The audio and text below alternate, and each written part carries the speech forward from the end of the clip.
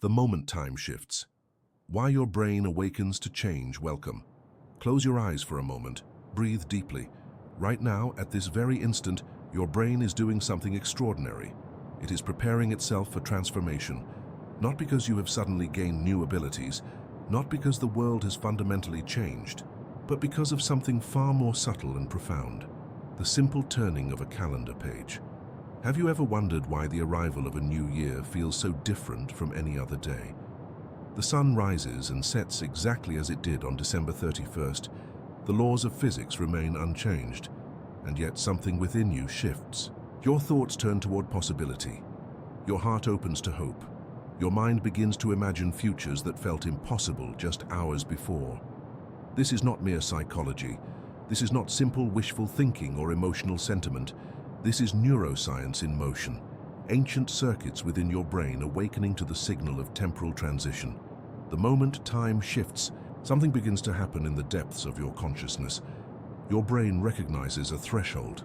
Throughout human history, our ancestors understood the power of markers in time. They gathered at seasonal transitions. They created rituals around the turning of years. And they instinctively knew that certain moments carried weight beyond their literal meaning. Our modern brains, though they wear the clothes of contemporary life, still carry within them the same fundamental architecture that guided our ancestors through the darkness of winter nights toward the hope of spring. When you cross from one year into another, multiple systems within your nervous system activate simultaneously. Your prefrontal cortex, the region responsible for planning, intention setting, and imagining future possibilities, becomes more active. Your dopamine receptors, the neural pathways associated with motivation and reward anticipation, increase their responsiveness. Your temporal lobe, which processes the concept of time itself, registers the significance of the moment. All of this happens not because the calendar is magical, but because your brain has evolved to recognize and respond to temporal markers with genuine neurological shifts. Consider for a moment the nature of time as your brain experiences it. Time is not a constant flow that your consciousness simply observes passively. Rather, it is something your brain actively constructs moment by moment through the integration of countless sensory signals, memories, and expectations. Your brain is constantly predicting what comes next based on patterns it has learned. When you encounter a clear temporal marker, a date that carries cultural significance, a number that signals newness, your brain's prediction system receives a powerful signal. This signal says the pattern is changing, something new begins here. The night before New Year's, many people experience a particular quality of wakefulness. Sleep may come more slowly, or dreams may be more vivid and active. This is not accident. Your brain is in a state of heightened neural reorganization. The anterior cingulate cortex, a region involved in error detection and the recognition of significant change, is firing with increased intensity. Your brain is essentially saying, pay attention. Something significant is happening. This moment requires your full consciousness. As the clock strikes midnight and the year changes, something remarkable occurs in your neural landscape. The amygdala, your brain's center for emotional processing, receives signals that this moment matters. Not just intellectually, but emotionally. Your body may experience a physiological response, a quickening of heartbeat, a deepening of breath, a sense of expansion in your chest. These are not psychological artifacts. These are genuine biological responses triggered by the recognition of temporal transition. Your nervous system is literally shifting into a different state. What makes this transition so neurologically significant is that it happens collectively. You are not alone in recognizing this moment. Across your culture, across the world, millions of people are simultaneously registering the same temporal shift. Your brain, which is fundamentally a social organ, recognizes this collective recognition. Mirror neurons in your brain, those remarkable cells that allow you to resonate with the experiences of others, begin to activate. You feel the hope of others. You absorb the intention of millions of people simultaneously turning their attention toward renewal. This creates a powerful field of neural synchronization that amplifies your individual capacity for change. The brain's response to the new year is layered and complex. On one level, the calendar shift is arbitrary. Humans invented the calendar. The Earth's orbit has not changed. The laws of physics operate identically on January 1st as they did on December 31st. And yet your brain does not care about this logical arbitrariness. Your brain responds to meaning, and meaning in human experience is always constructed through agreement, through collective recognition, through the stories we tell ourselves about what matters. This is where the true power of the new year emerges. Because your brain believes in the significance of the moment, your brain actually changes in response to that belief. The neurons in your prefrontal cortex literally rewire themselves slightly. The connections between regions responsible for planning and regions responsible for emotional motivation become stronger and more efficient. Your brain's chemistry shifts as neurotransmitters like dopamine, norepinephrine, and serotonin are released in patterns that reflect openness to change. This is not metaphorical rewiring. This is measurable, observable, neurobiological transformation. Before we journey deeper into this exploration, I'd like to invite you into this experience more fully. Subscribe to the Relaxing Science channel, give this video a like, and share in the comments below where you are listening from and what time it is there.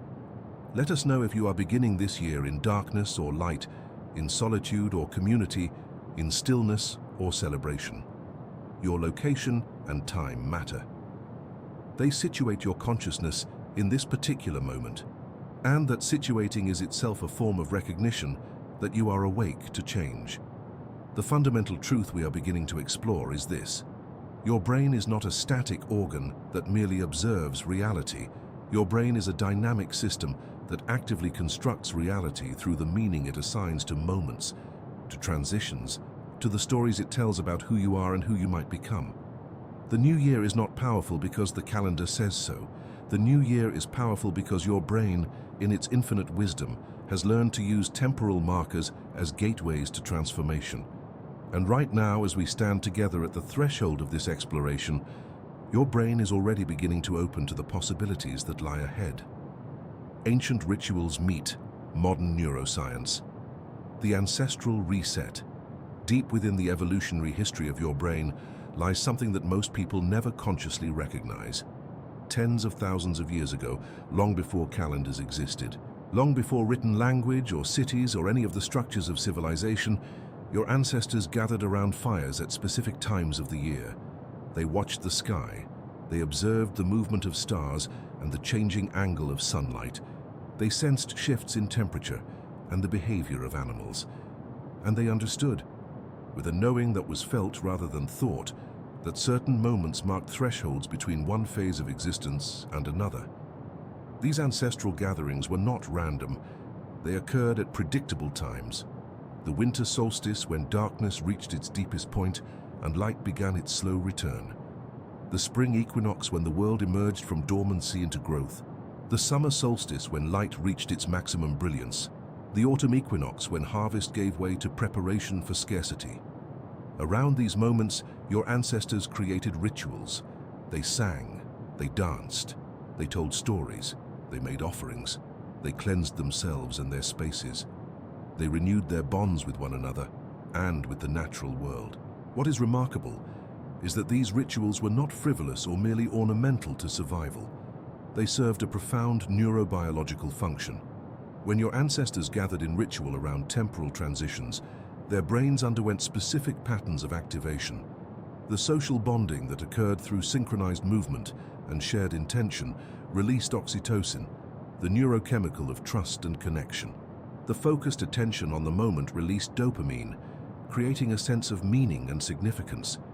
The physical movement and breathing patterns of ritual altered their nervous systems, moving them from states of vigilance and survival-focused awareness into states of openness and possibility. The genius of these ancestral rituals was that they worked with the brain's own architecture, rather than against it. Your brain, even in its ancient form, was designed to recognize patterns, to respond to temporal markers, and to undergo shifts in consciousness in response to collective intention. The rituals of your ancestors were, in essence, technologies for neural transformation. They were methods of working with the brain's natural capacity for change and renewal, and because they worked with rather than against the brain's fundamental nature, they were profoundly effective. Now, fast forward to the present moment. The rituals have changed. We no longer gather around fires to mark the solstices. We no longer sing in unison to welcome the spring. Instead, we mark time with calendars.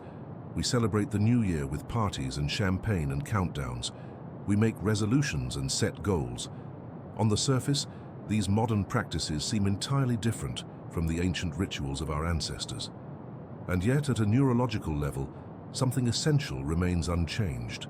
The human brain still responds to temporal markers with a fundamental shift in consciousness. The human brain still recognizes significant moments and prepares itself for transformation. The human brain still activates its neural networks for planning, intention setting, and imaginative possibility when it encounters a clear signal that something is changing. The calendar, in this sense, has become the modern equivalent of the solstice. The new year has become our contemporary ritual marker, and when we gather collectively around the turning of the year, we are doing something that connects us directly to practices that extend back through thousands of years of human history. What neuroscience has revealed in recent decades is the mechanism by which these rituals work. When you participate in a ritual, whether ancient or modern, several things happen in your brain simultaneously. First, your anterior cingulate cortex, the region involved in error detection and the processing of conflict, becomes highly active. This region recognizes that something is different. Something has shifted. The normal pattern has been interrupted. This activation creates a state of heightened attention and openness. Second, your default mode network, the system of brain regions that activates when you are not focused on external tasks, undergoes a specific pattern of deactivation and reactivation. This network is responsible for your sense of self, your autobiographical memory, and your capacity to imagine future possibilities. During ritual moments, this network reconfigures itself. Your sense of who you are becomes slightly more fluid, more open to revision. Your capacity to imagine yourself differently becomes enhanced. Third, your social brain regions, the areas involved in empathy, mirror neuron activation, and the sensing of others' intentions, become more engaged. When you know that others around you are participating in the same ritual, your brain recognizes this collective intention. The mirror neurons in your brain literally begin to resonate with the neural patterns of those around you. You do not just think about renewal and transformation, you feel it through the bodies and brains of others. This collective neural resonance amplifies the individual effect exponentially. The new year, when understood through this lens, is not merely a calendar convention. It is a contemporary ritual that leverages the brain's ancient architecture for transformation. When you sit with the intention to change as the year turns, you are not engaging in something arbitrary or meaningless.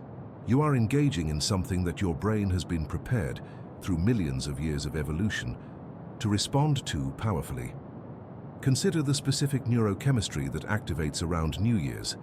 The anticipation of newness triggers the release of dopamine in your ventral striatum, a region deeply involved in motivation and reward.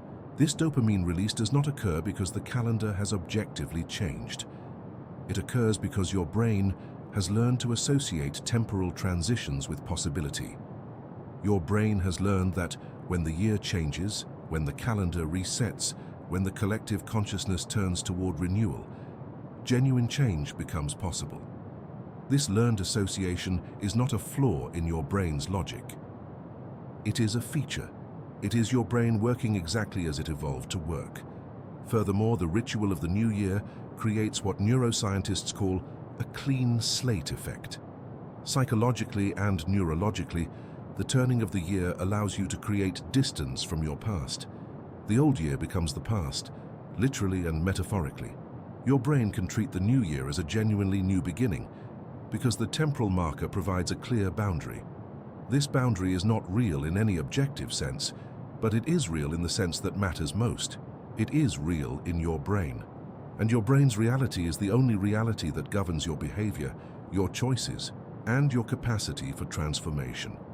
The ancestral wisdom of ritual and the modern understanding of neuroscience converge on a single point.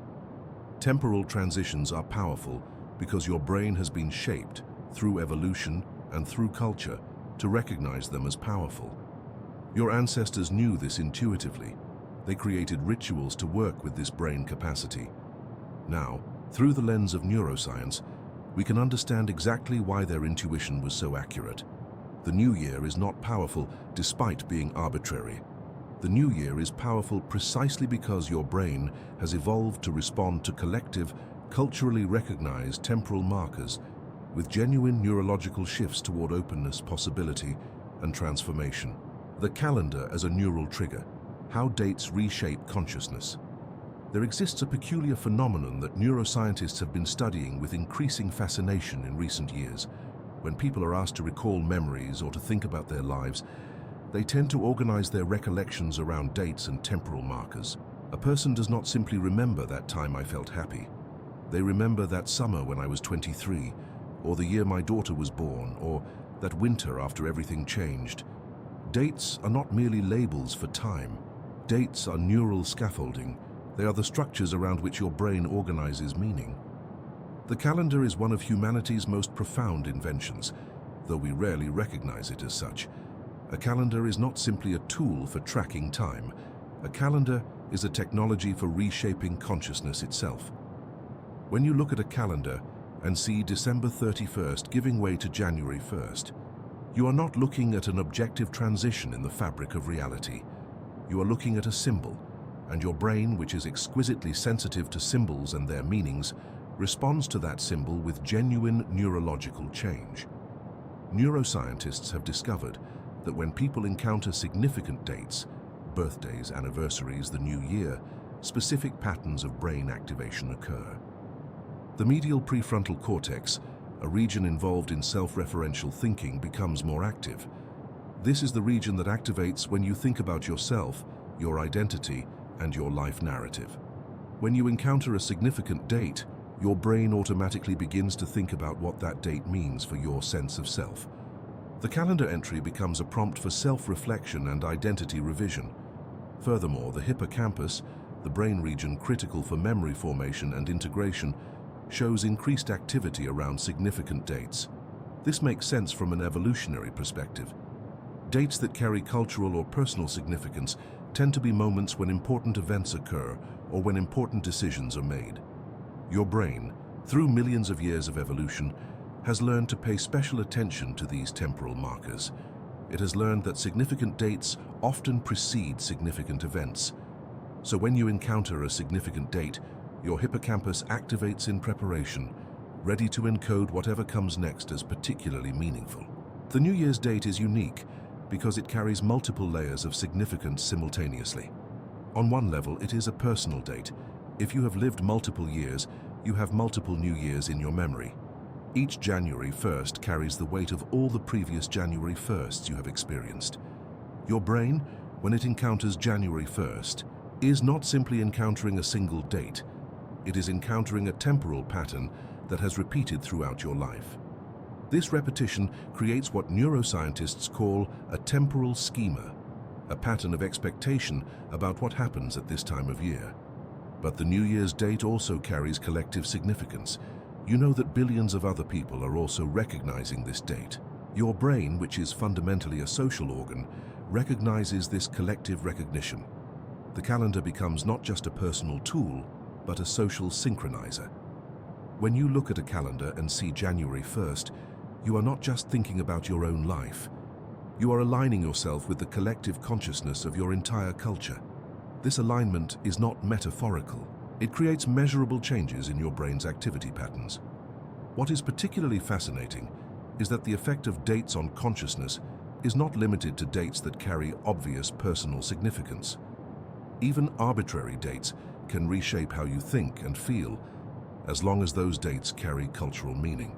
A study conducted at a major research university found that when people were asked to make decisions about their futures, they were significantly more likely to make changes around culturally recognized temporal transitions like New Year's, the start of a new month, or the beginning of a new week.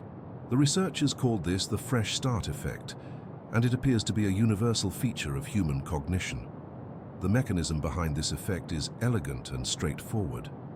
Your brain organizes time into chunks. These chunks are not arbitrary. They are determined by the cultural and natural cycles that surround you. When you reach the boundary between two chunks, when one calendar unit ends and another begins, your brain experiences a subtle shift in its temporal perspective. The past becomes slightly more distant. The future becomes slightly more open. Your sense of continuity with your previous self becomes slightly more attenuated.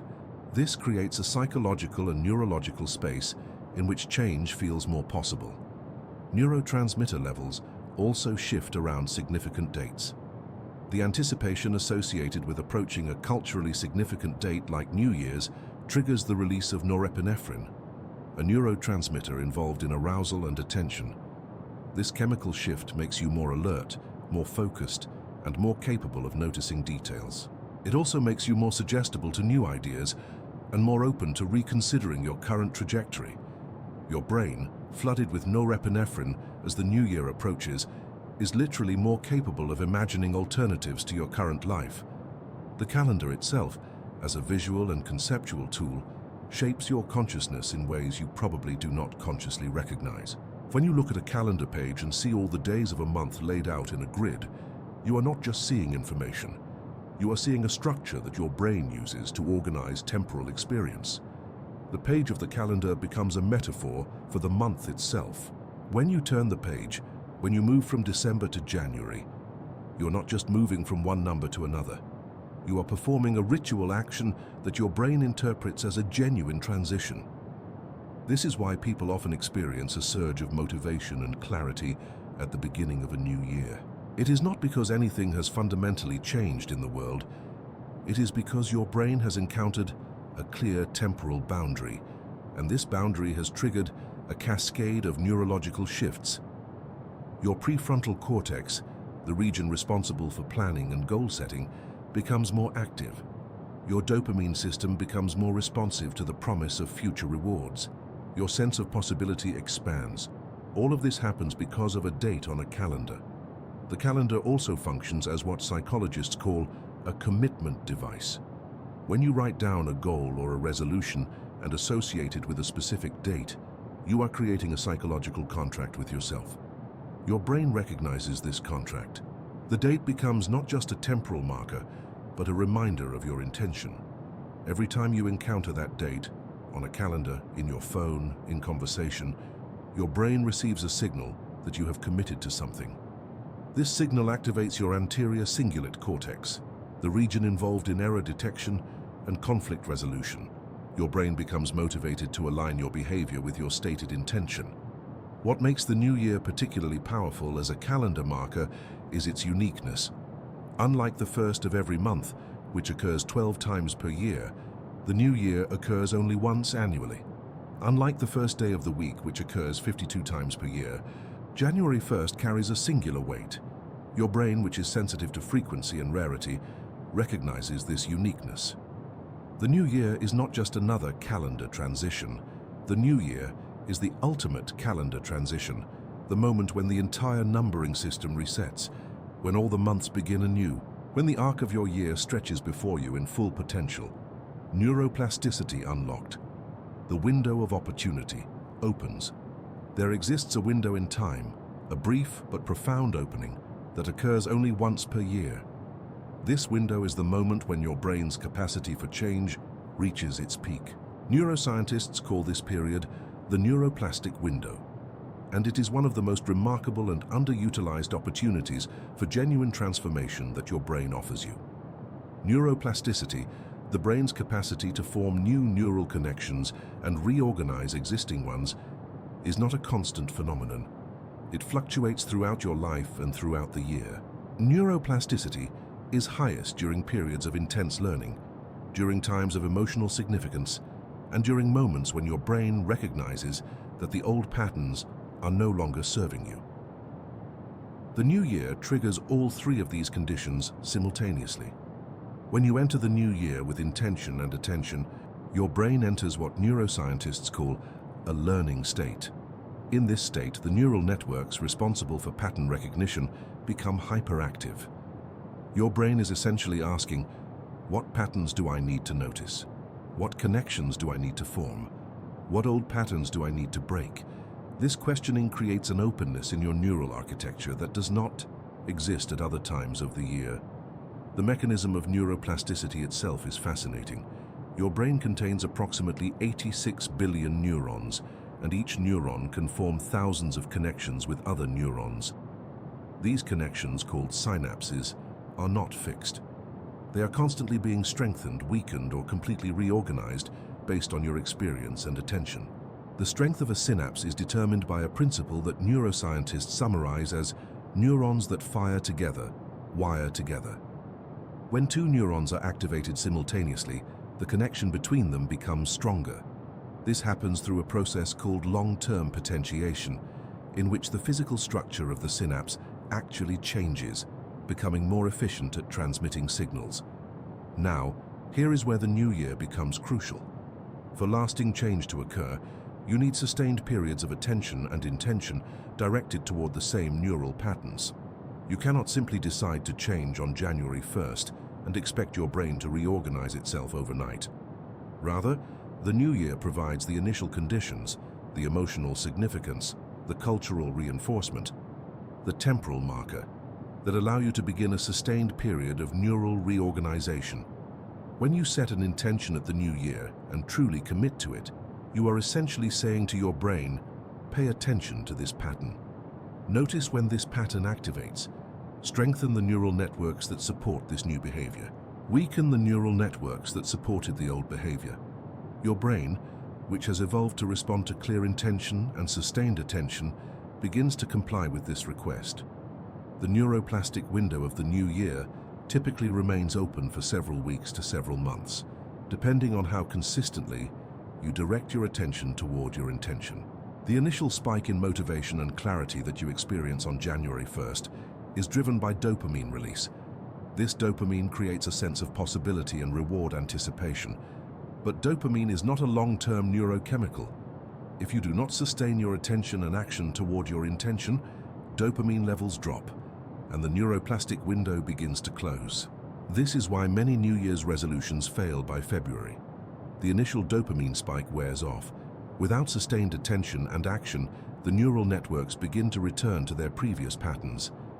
The old synapses, which were deeply ingrained through years of repetition, become stronger again.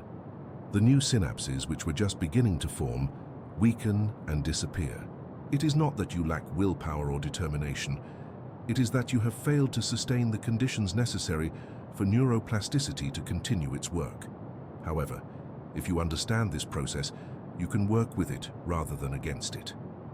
The neuroplastic window of the new year is not a one-time opportunity that closes after a few weeks. Rather, it is an extended period of heightened neuroplasticity that can be sustained through consistent attention and action. When you direct your attention toward your intention every single day, you are constantly reactivating the neural networks associated with that intention. Each time you activate these networks, you strengthen them. Each time you choose the new behavior instead of the old pattern, you are literally rewiring your brain. The prefrontal cortex, the region of your brain most capable of overriding automatic patterns and choosing new behaviors, becomes particularly active during this neuroplastic window. This region is responsible for executive function, planning, and what neuroscientists call cognitive control. In the weeks following the new year, when you are most motivated and most attentive to your intentions, your prefrontal cortex is most capable of exerting this control. It can more easily override the automatic activations of older neural patterns. It can more readily choose new behaviors aligned with your intention. What makes neuroplasticity particularly powerful is that it is not limited to conscious behavior change. Your brain can reorganize itself through imagination and visualization, just as effectively as through physical action. When you vividly imagine yourself behaving in a new way, you are activating the same neural networks that would activate if you were actually performing that behavior. This is why visualization practices are so effective during the neuroplastic window of the new year.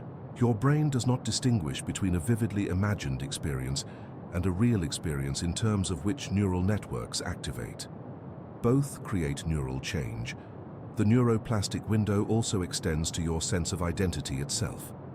At the new year, your brain becomes more open to revising your self-concept. The stories you tell yourself about who you are become more fluid. This is not weakness or instability. This is an opportunity. When your sense of identity becomes more open, you have the capacity to consciously reshape it. Instead of being locked into an identity that was formed through unconscious patterns and past experiences, you can actively participate in defining who you are becoming. The amygdala, your brain's emotional center, also undergoes changes during the neuroplastic window. The amygdala is responsible for encoding emotional significance. At the new year, the amygdala becomes more responsive to the emotional significance of your intentions. This means that your intentions feel more important, more real, more emotionally compelling. This emotional amplification is not illusion. It is your brain's way of marking your intentions as significant enough to warrant neural reorganization. The window of neuroplastic opportunity that opens at the new year is, in essence, a gift from your evolutionary biology. Your brain has been shaped through millions of years of evolution to respond to temporal transitions with enhanced capacity for change. The calendar, in its role as a cultural technology, has learned to leverage this biological capacity. When you consciously choose to work with this window, to direct your attention and intention toward genuine change, you are aligning yourself with forces that extend far deeper than simple motivation or willpower. You are aligning yourself with the fundamental architecture of your own brain. The chemistry of hope, dopamine, renewal, and new beginnings. Imagine a chemical so powerful that it can reshape how you perceive possibility, how you experience motivation, and how you relate to your future. This chemical exists within your brain right now. It is called dopamine, and at the new year, it undergoes a remarkable transformation. Dopamine is often described as the motivation molecule or the reward chemical, but this description, while not entirely inaccurate, misses the full depth of dopamine's role in your consciousness. Dopamine is not simply released when you receive a reward. Dopamine is released in anticipation of a reward. Dopamine is the neurochemical of desire, of wanting, of the sense that something good is possible. When dopamine levels rise in your brain, you do not just feel happy. You feel capable, you feel that change is possible. You feel drawn toward action. At the new year, dopamine levels undergo a characteristic shift. As you approach January 1st, anticipation builds. Your brain begins to imagine the possibilities that the new year might hold. This imagination is not mere fantasy. It is a neurological process that activates your dopamine system. Dopamine is released not because anything has actually changed, but because your brain is imagining the possibility of change. And this imagined possibility is enough to trigger genuine neurochemical shifts. The ventral tegmental area, a small region deep in your midbrain, is where much of your brain's dopamine is produced. This region becomes increasingly active in the days and weeks leading up to the new year. As this region activates, dopamine floods into multiple brain regions, including the prefrontal cortex, the nucleus accumbens, and the anterior cingulate cortex. Each of these regions responds to dopamine in characteristic ways. In the prefrontal cortex, dopamine enhances your capacity for planning and goal setting. When dopamine levels are high, you become more capable of imagining detailed futures, of breaking down large goals into manageable steps, of thinking strategically about how to achieve what you desire. This is why so many people naturally engage in goal setting and planning at the new year. Their brains, flooded with dopamine, are neurologically primed for this kind of thinking. In the nucleus accumbens, dopamine creates a sense of wanting and desire. This is where the emotional pull toward your goals originates. When dopamine is flowing in this region, your goals do not feel like abstract concepts.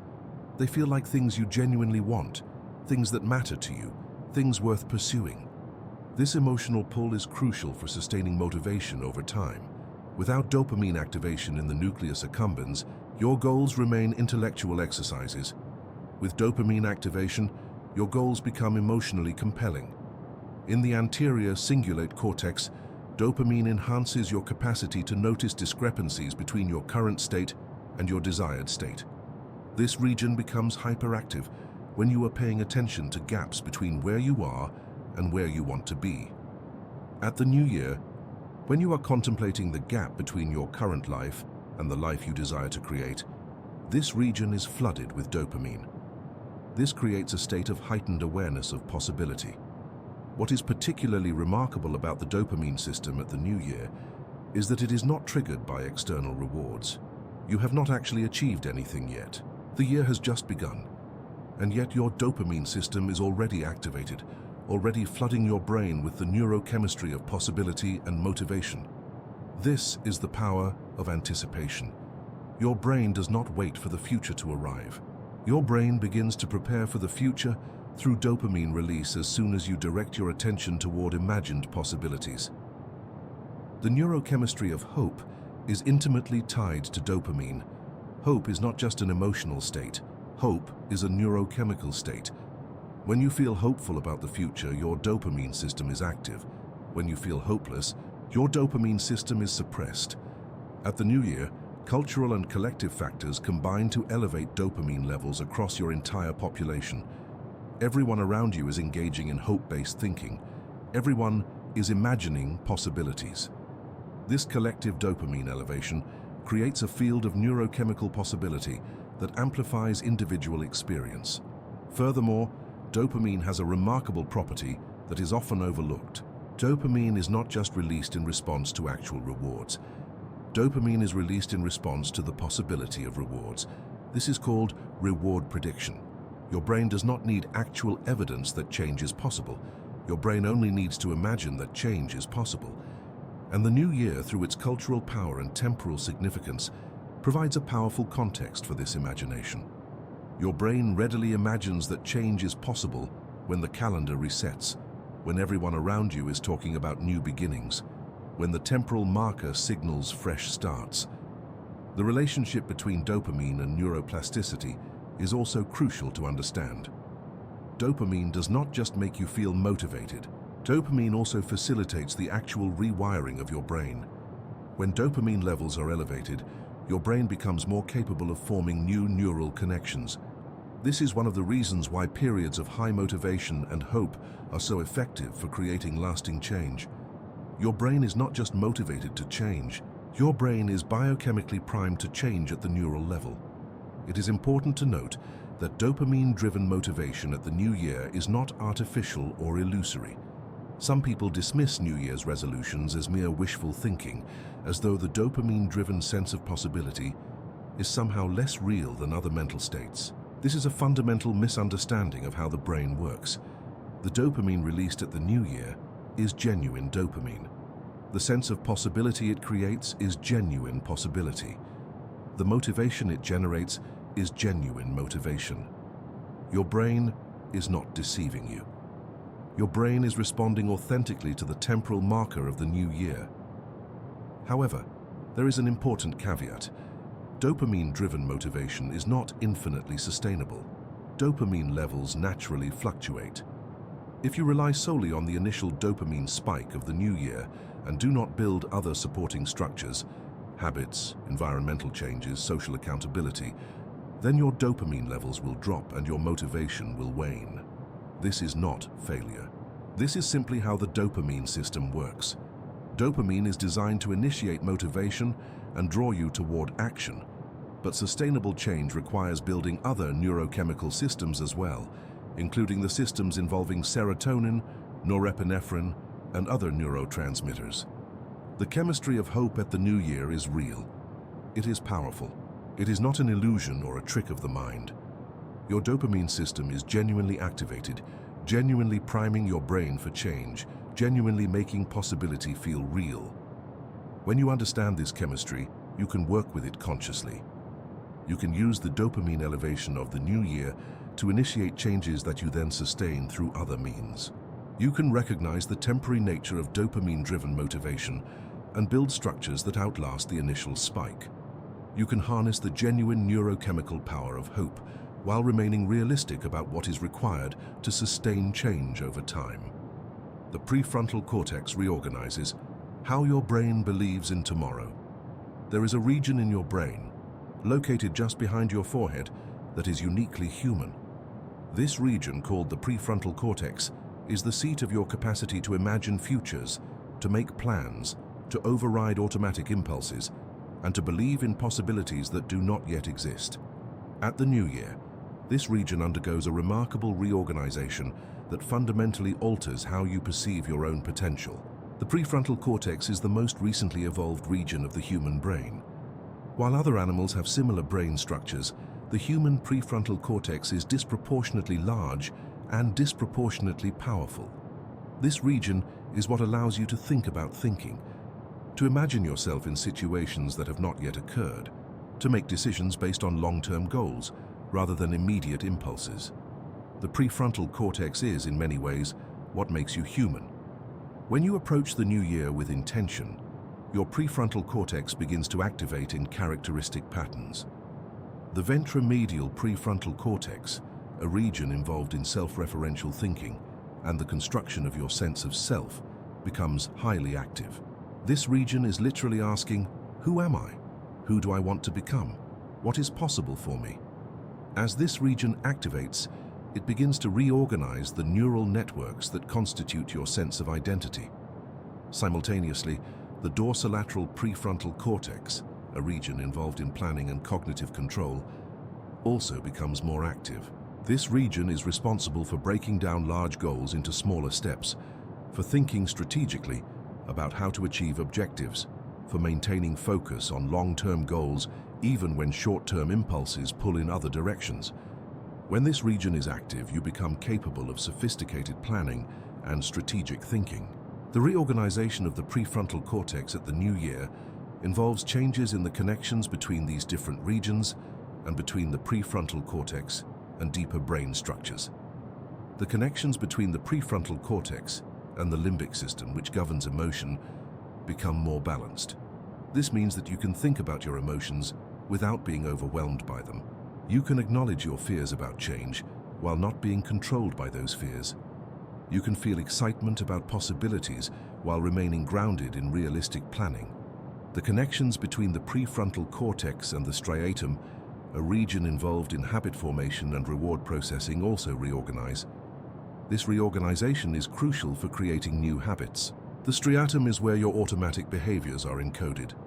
Most of your daily life is governed by habits that are stored in the striatum. These habits run automatically without requiring conscious attention.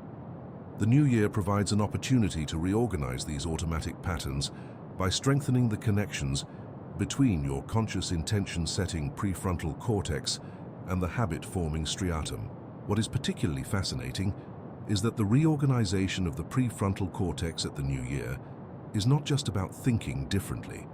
It is about literally rewiring the physical structure of your brain. The axons and dendrites of neurons in the prefrontal cortex actually change their connections.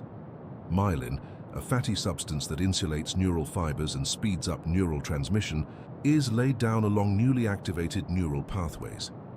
The physical brain literally becomes different as the prefrontal cortex reorganizes. The prefrontal cortex is also the region most capable of what neuroscientists call prospective thinking, the ability to imagine yourself in the future and to make decisions based on that imagined future self. At the new year, your prospective thinking becomes particularly vivid. You can imagine yourself 1 year from now having successfully changed. You can imagine the details of that future self's life. You can feel the emotions associated with that future possibility. And as you engage in this prospective thinking, the neural network supporting that imagined future becomes stronger. There is a fascinating phenomenon that occurs when you vividly imagine a future version of yourself. The ventromedial prefrontal cortex does not distinguish sharply between your current self and your future self. When you imagine your future self vividly enough, that future self activates neural networks in your brain in ways similar to how your current self does. This means that when you commit to becoming someone different, your brain begins to treat that future version as though it already exists. This is not magical thinking. This is how your prefrontal cortex actually works. The belief in the possibility of change that emerges at the new year is not arbitrary or unfounded. It emerges from genuine neural reorganization in your prefrontal cortex. When your prefrontal cortex reorganizes in response to the temporal marker of the new year, Your brain literally becomes more capable of imagining and planning for change. Your brain becomes more capable of believing in possibilities that do not yet exist. This belief is not delusion. This belief is based on actual changes in your brain's structure and function. Furthermore, the prefrontal cortex is uniquely responsive to cultural and social signals. Your prefrontal cortex does not just process information about your individual circumstances. Your prefrontal cortex also processes information about what your culture values, what your community believes is possible, what the people around you are attempting to achieve. At the new year, your prefrontal cortex receives powerful signals from your entire culture that change is possible, that renewal is real, that transformation is achievable. These cultural signals activate and strengthen the neural networks in your prefrontal cortex that support belief in possibility. The reorganization of the prefrontal cortex also involves enhanced connectivity with the default mode network, the system of brain regions responsible for self-reflection and autobiographical memory. When these regions are well connected, you have enhanced capacity to revise your life narrative. You can look back at your past with new understanding. You can reinterpret events. You can see yourself as someone capable of change. This revisiting of your autobiographical memory and your life narrative is not mere psychology. It is a neurological process involving the reorganization of connections between your prefrontal cortex and the regions that store and process memory. One of the most important functions of the reorganized prefrontal cortex at the new year is the capacity to override what neuroscientists call temporal discounting. Temporal discounting is the brain's tendency to value immediate rewards more highly than distant rewards. Under normal circumstances, your brain is biased toward whatever feels good right now, even if it undermines your long-term goals. The prefrontal cortex, when properly organized and activated, can override this bias. It can make you value your long-term goals more highly than your immediate impulses. At the new year, when your prefrontal cortex is reorganized and activated, this capacity to override temporal discounting becomes particularly strong. You become more capable of choosing behaviors that serve your long-term goals, even when they are uncomfortable in the moment. You become more capable of delaying gratification. You become more capable of enduring short-term difficulty for long-term benefit. This enhanced capacity is not simply willpower. This is a genuine neurological shift in how your brain prioritizes different time horizons. The belief in tomorrow that emerges from prefrontal cortex reorganization at the new year is not naive optimism. It is not wishful thinking. It is your brain's realistic assessment of its own enhanced capacity for change. Your prefrontal cortex, reorganized and activated, is literally more capable of imagining and planning for different futures. Your prefrontal cortex is literally more capable of overriding old patterns and establishing new ones. Your brain's belief in the possibility of change is based on genuine changes in its own architecture and function. This is why the new year truly is a time of enhanced potential for transformation. Sleep is the architect, consolidating intentions into neural pathways. In the darkness of sleep, while your conscious mind rests, something extraordinary happens within your brain. The experiences of the day, the intentions you have set, the new patterns you have begun to practice. All of these are being reorganized, consolidated, and integrated into the fundamental structure of your brain. Sleep is not a time of inactivity. Sleep is when your brain does its most essential work of transformation. The relationship between sleep and the consolidation of learning is one of the most robust findings in modern neuroscience. When you learn something new or practice a new behavior, the neural networks supporting that learning are initially fragile and temporary. These networks exist in a state called short-term potentiation. They can be easily disrupted or forgotten. But when you sleep, something remarkable happens. The brain enters a state in which these temporary neural networks are strengthened and stabilized.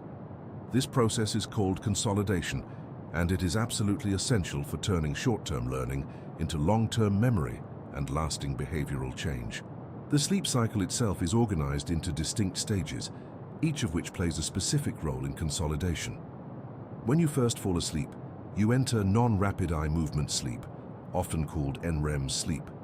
This stage, which makes up the majority of your sleep, is when much of the consolidation of declarative memories, facts, events, and conscious knowledge occurs. During NREM sleep, your brain replays the experiences of the day. The hippocampus, a seahorse-shaped structure deep in your brain that is crucial for memory formation, engages in what neuroscientists call replay. The patterns of neural activation that occurred during the day are reactivated during sleep, but in a compressed and reorganized form. This replay during NREM sleep is not random. It is selective. Your brain does not consolidate every experience equally.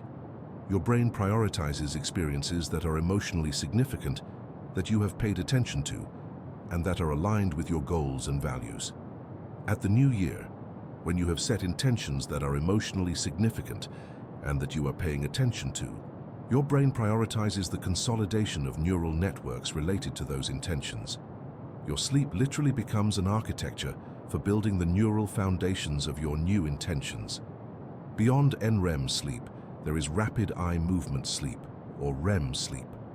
During REM sleep, your brain is particularly active. This is when most of your vivid dreaming occurs. REM sleep is crucial for the consolidation of procedural memories, the memories of how to do things, the memories of skills and habits. When you are learning a new behavior or trying to establish a new habit, REM sleep is essential for consolidating that learning into automatic patterns. During REM sleep, the neural networks supporting your new behavior are activated and strengthened. What makes sleep particularly important in the context of New Year's intentions is the timing. In the days and weeks immediately following the new year, when you are most actively practicing new behaviors and focusing on your intentions, your sleep becomes particularly important. Every night as you sleep, your brain is consolidating the experiences of that day.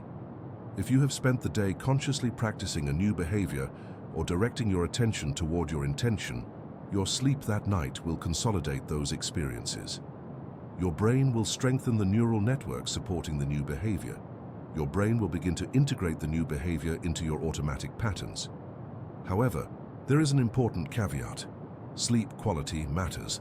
Not all sleep is equally effective for consolidation. Sleep that is fragmented, interrupted, or insufficient in duration is much less effective for consolidation than sleep that is deep, continuous, and adequate in duration. This is why sleep hygiene, the practices that support high-quality sleep, becomes particularly important in the weeks following the new year when you are trying to establish new patterns. Furthermore, sleep duration matters. The different stages of sleep occur in cycles, and each cycle takes approximately 90 minutes. A full night of sleep typically involves 4 to 6 complete cycles. If you are sleeping fewer than 7 or 8 hours per night, you may not be completing enough sleep cycles to fully consolidate your learning and intentions. This is why getting adequate sleep in the weeks following the new year is not a luxury.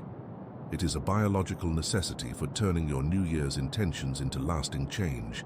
The prefrontal cortex, the region we discussed earlier as being crucial for planning and intention setting, is particularly dependent on sleep for its proper function. When you are sleep deprived, your prefrontal cortex becomes less active and less capable of exerting cognitive control. This means that sleep deprivation directly undermines your capacity to follow through on your intentions. Conversely, when you are well rested, your prefrontal cortex functions optimally, and you become more capable of maintaining the focus and discipline required to establish new patterns. There is also a fascinating relationship between sleep and what neuroscientists call systems consolidation. During systems consolidation, memories that are initially dependent on the hippocampus gradually become integrated into the cortex, where they become part of your long-term knowledge and understanding. This process is slow. It can take weeks or months, but it is essential for turning new learning into lasting change. The new year provides the initial conditions for this process, but sleep provides the mechanism. Night after night, as you sleep, your brain is slowly integrating your new intentions and behaviors into the deeper structures of your cortex. Sleep also plays a crucial role in what is called memory reconsolidation. This is the process by which old memories can be revised and updated. At the new year, when you are trying to change old patterns and old behaviors, you are essentially trying to revise memories. the memories of how you have always done things, the memories of who you have always been. Sleep provides the window for this revision. During sleep, old memories become temporarily malleable. They can be updated and reorganized. When you wake up, the revised memories are reconsolidated in their new form. The pineal gland, a small gland deep in your brain, releases melatonin in response to darkness. Melatonin is the hormone that induces sleep, but melatonin also plays other roles in your brain. Melatonin is a powerful antioxidant that protects your brain cells from damage. Melatonin also influences various neural processes involved in memory consolidation and emotional regulation. At the new year, when you are asking your brain to undergo significant reorganization, the protective and supportive functions of melatonin become particularly important. Furthermore, the circadian rhythm, your brain's internal clock, becomes particularly important during the New Year transition. Your circadian rhythm is synchronized to the light-dark cycle and to cultural cues like meal times and social interaction times. The New Year often involves disruptions to normal circadian rhythms, late nights celebrating, changes in sleep schedules, changes in social routines. These disruptions can temporarily destabilize your circadian rhythm. However, they can also provide an opportunity to reset your circadian rhythm in ways that support your new intentions. If you have decided to wake up earlier, to exercise in the morning, or to change your sleep schedule, the New Year provides a natural opportunity to reset your circadian rhythm in alignment with these new patterns. Sleep is not separate from the process of change and transformation. Sleep is central to the process. Every night that you sleep well, your brain is doing the essential work of consolidating your new intentions into lasting neural pathways. Every night that you sleep poorly, you are undermining that consolidation. The New Year's intention to change is not complete when you set the intention. The New Year's intention is completed through the slow, patient work of sleep, night after night, consolidating the new patterns into the architecture of your brain. The illusion that becomes real. Why belief rewires biology. There is a paradox at the heart of human transformation. The belief that you can change is, in some sense, an illusion. There is nothing objectively different about January 1st compared to December 31st. The calendar is a human invention. The significance of the new year is something we have collectively agreed upon. And yet, this agreed-upon illusion, this shared belief in the significance of the calendar, produces genuine, measurable, neurobiological changes. The illusion becomes real. This paradox points to something profound about how the human brain works. Your brain is not a passive observer of reality. Your brain is an active constructor of reality. The beliefs you hold, the meanings you assign to events, the stories you tell yourself about what is possible, these are not separate from your neurobiology. These beliefs and meanings are expressed through your neurobiology. They literally shape your brain's structure and function. Consider the phenomenon of the placebo effect. When a person takes a sugar pill, but believes that the pill is a powerful medicine, their brain often produces genuine healing effects. Brain imaging studies have shown that placebo treatments can activate the same neural regions and produce the same neurochemical changes as actual medications. The belief in the medicine produces real biochemical changes. The illusion of the medicine's power becomes neurobiologically real. The new year operates in a similar way. The belief that the new year is a time of renewal and new beginnings is, in one sense, an illusion. It is a belief that we have collectively created and collectively agreed upon. But this collective belief produces genuine neurological changes. Your brain, recognizing that you believe the new year is significant, responds by actually reorganizing itself. The dopamine system activates, the prefrontal cortex reorganizes, the hippocampus becomes more receptive to encoding new memories. The belief in the significance of the new year produces genuine neurobiological changes. This is not magic, this is neuroscience, and the mechanism is surprisingly straightforward. Your brain has evolved to be exquisitely responsive to meaning and significance. If something is meaningful to you, if something carries significance, your brain treats it as real and important. Your brain allocates resources to it.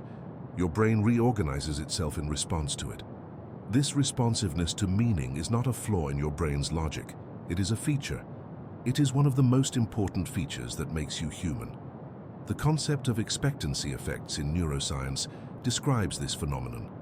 When you expect something to happen, your brain prepares itself for that event. Your brain does not wait for the event to occur. Your brain begins to ready itself based on your expectation. If you expect that the new year will be a time of positive change, your brain begins to prepare itself for change. This preparation is real. It involves real changes in neural connectivity, real changes in neurotransmitter levels, real changes in the way your brain processes information. Furthermore, there is a feedback loop between belief and neurobiology. Your belief in the possibility of change produces neurobiological changes. These neurobiological changes make change more likely to occur. When change actually begins to occur, your brain receives evidence that your belief was justified. This evidence strengthens your belief. The strengthened belief produces further neurobiological changes. A positive feedback loop is established. This feedback loop is why the first few days and weeks of the new year are so crucial. During this period, you are most likely to experience early successes aligned with your intentions. These early successes are not accidents. They are the result of the neurobiological changes that were triggered by your belief in the significance of the new year. But these early successes also reinforce your belief. They provide evidence that change is possible. This evidence strengthens your commitment and your belief, which in turn strengthens the neurobiological changes that support continued change. The illusion of the New Year's significance becomes real through this mechanism. The calendar is a human invention. The significance of January 1st is something we have collectively agreed upon. But this agreed-upon significance produces real neural changes. These real neural changes produce real behavioral changes. These real behavioral changes produce real life changes. The illusion becomes reality. It is important to emphasize that calling this an illusion does not diminish its reality or its power. In fact, it highlights something even more remarkable. Your brain has the capacity to respond to meaning and significance in ways that produce genuine transformation. Your brain does not just passively observe reality. Your brain actively constructs reality through the meanings it assigns and the beliefs it holds. This is one of the most profound capacities of the human mind. The philosopher William James wrote about this phenomenon more than a century ago, long before modern neuroscience could explain the mechanism. James noted that belief and reality are intertwined in human experience. What we believe becomes real, not just psychologically but practically. If you believe you can change, you are more likely to attempt change. If you attempt change, you are more likely to succeed. If you succeed, your belief is reinforced. The belief becomes a self-fulfilling prophecy, but it is a self-fulfilling prophecy that is grounded in genuine neurobiological mechanisms. The New Year's belief in renewal and fresh starts is not different in kind from other beliefs that shape your life. It is simply more obvious. The arbitrariness of the calendar makes the mechanism of belief-driven reality construction more transparent. The new year shows us clearly that reality is not something that happens to us. Reality is something that we participate in creating through our beliefs, our attention, and our intention. This understanding has profound implications.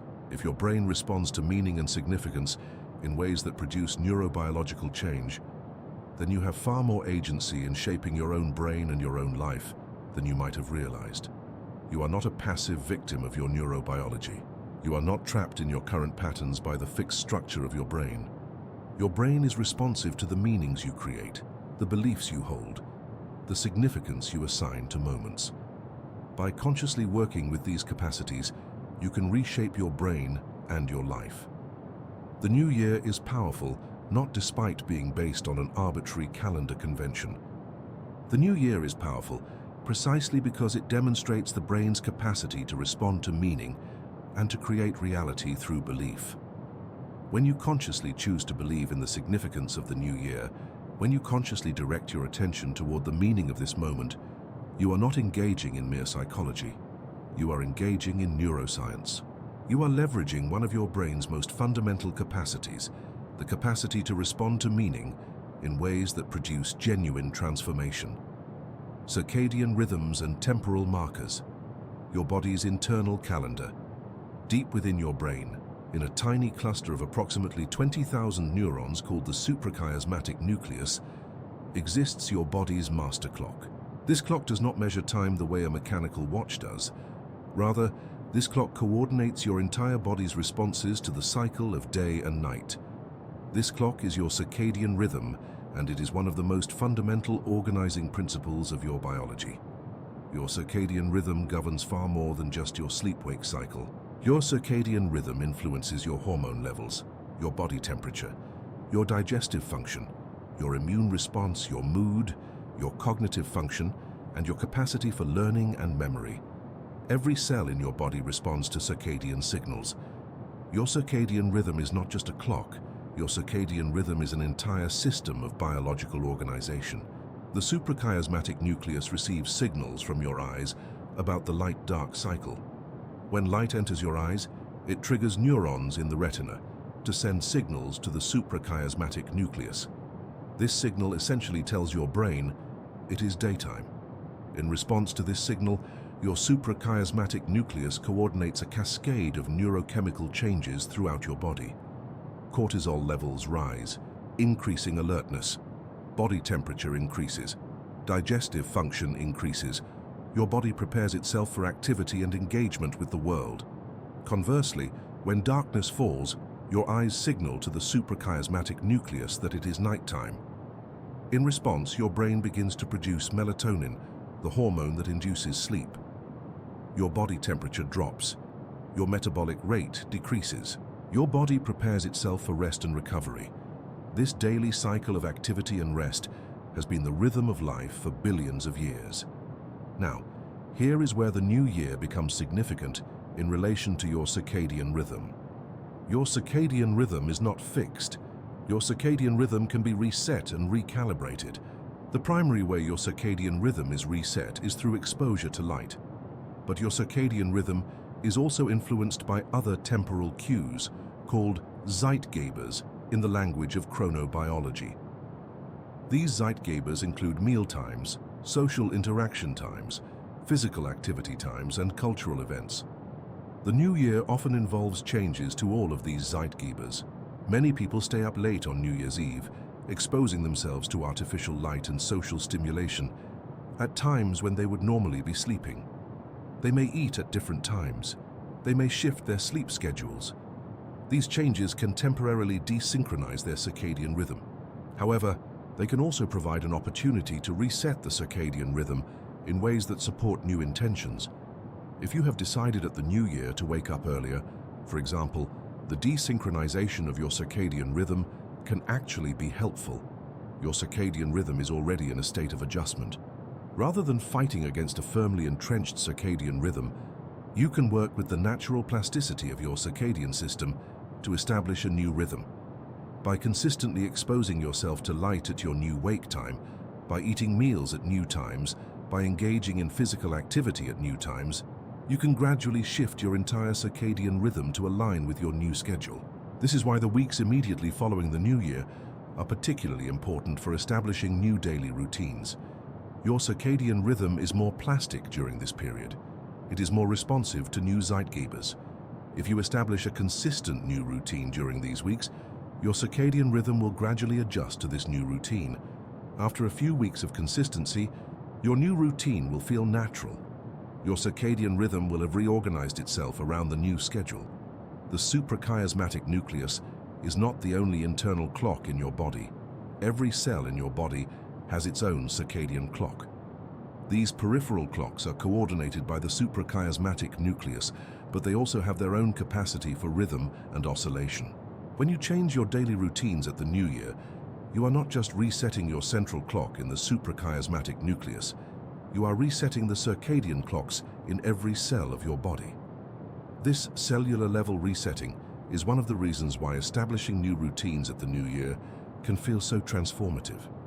You are not just changing your behavior, you are literally resetting the temporal organization of your entire body. Your cells are reorganizing their patterns of gene expression in response to the new temporal cues. Your body is becoming a different rhythm-keeping organism.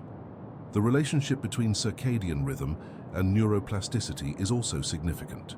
Your brain is more capable of learning and forming new memories at certain times of day than at other times. These optimal learning times are determined by your circadian rhythm. If you have traditionally been most alert and cognitively sharp in the morning, but you have decided to exercise and practice your new intentions in the evening, you are working against your circadian rhythm. However, over time, as you consistently practice at the new time, your circadian rhythm will gradually shift. Your brain will become more alert and more capable of learning at the new time. The temporal marker of the new year can be understood as a major Zeitgeber. When you recognize January 1st as significant, when you treat it as a threshold moment, when you use it as a point around which to organize your new intentions and routines, you are sending a powerful signal to your entire circadian system. Your brain recognizes this signal. Your circadian rhythm begins to adjust. The new year becomes not just a calendar date, but a genuine temporal reorganization of your entire body. Furthermore, the new year often coincides with the winter solstice in the northern hemisphere, or near it. The solstices and equinoxes are the most powerful natural Zeitgebers.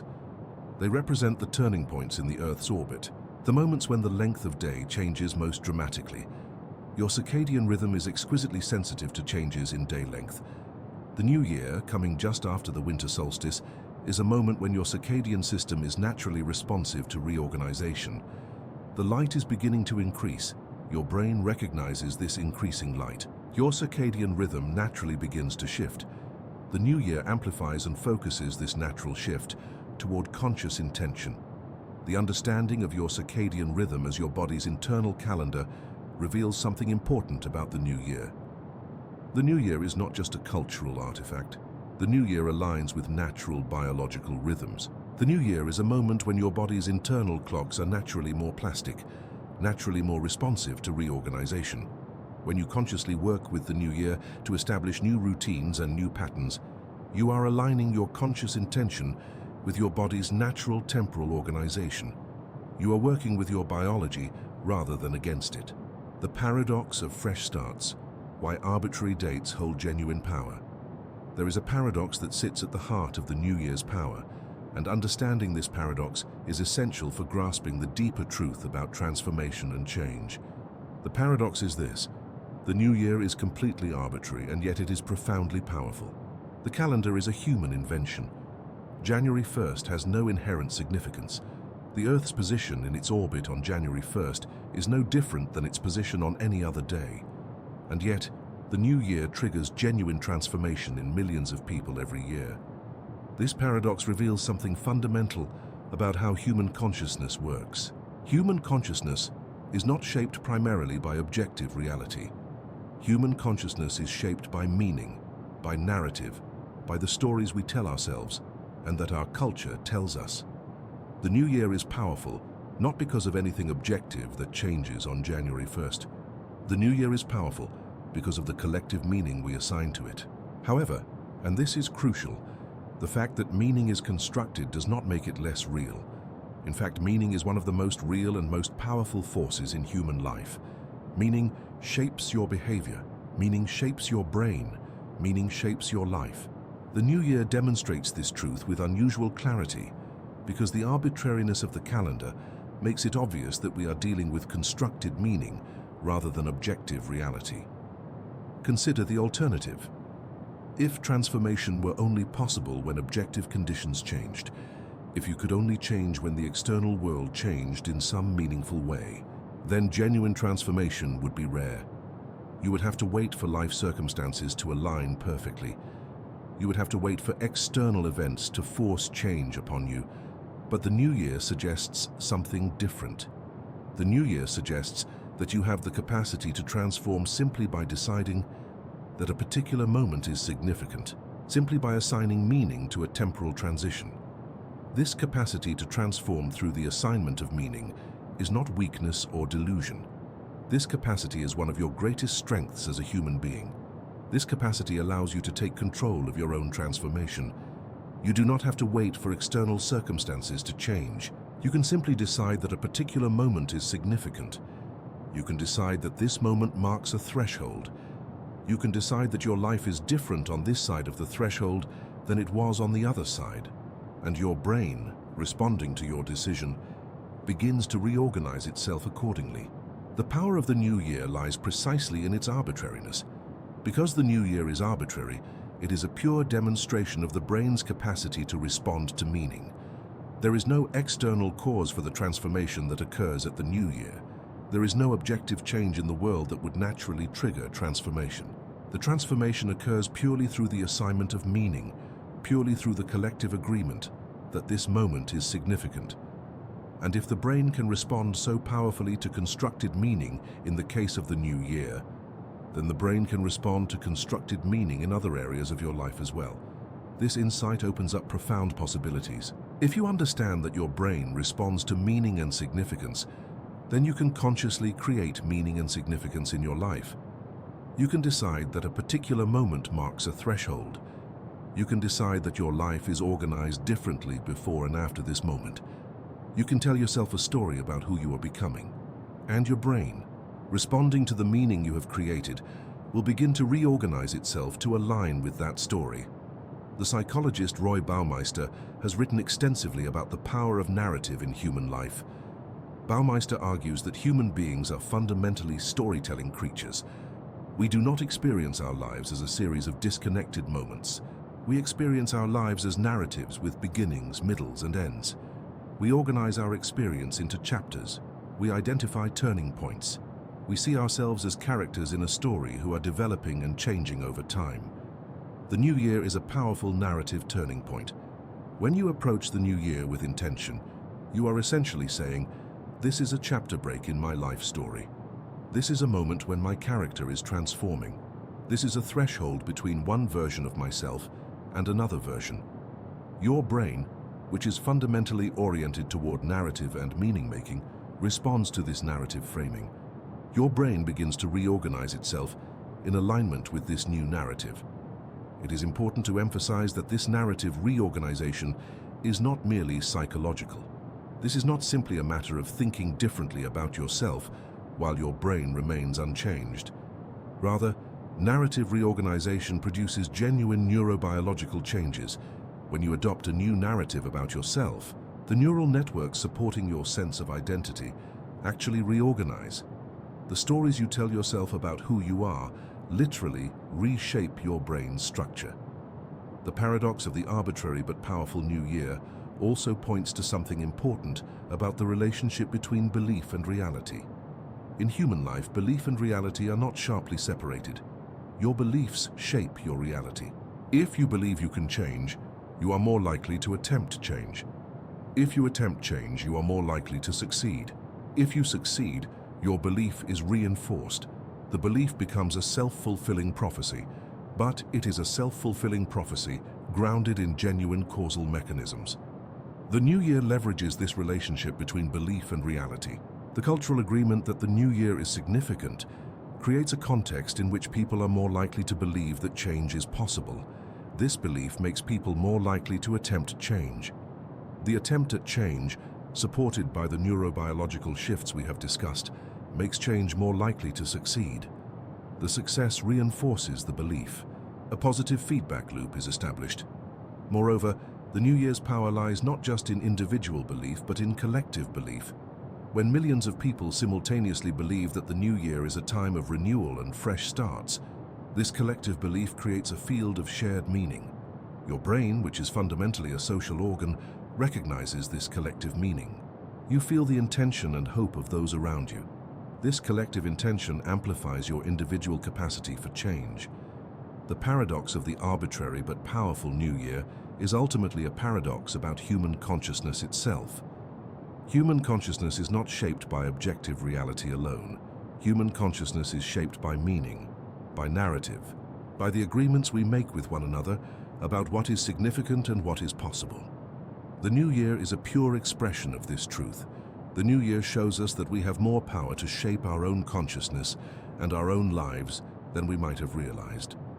The new year shows us that transformation is not dependent on external circumstances. Transformation is dependent on the meanings we create and the stories we tell ourselves about who we are becoming. Memory, identity, and the threshold of change. Rewriting your story.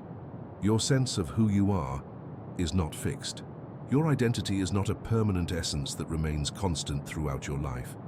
Rather, your identity is something that is continuously being constructed and reconstructed through your memory and your narrative. Every time you remember something about yourself, you are not simply retrieving a static fact. You are actively reconstructing that memory. And in the process of reconstruction, you are subtly revising your sense of who you are. This understanding of identity as fluid and continuously constructed becomes particularly relevant at the new year. The new year provides a temporal threshold that allows you to revise your identity in significant ways. When you cross from one year into another, you have the opportunity to tell a different story about yourself. You have the opportunity to rewrite your narrative in ways that align with who you want to become.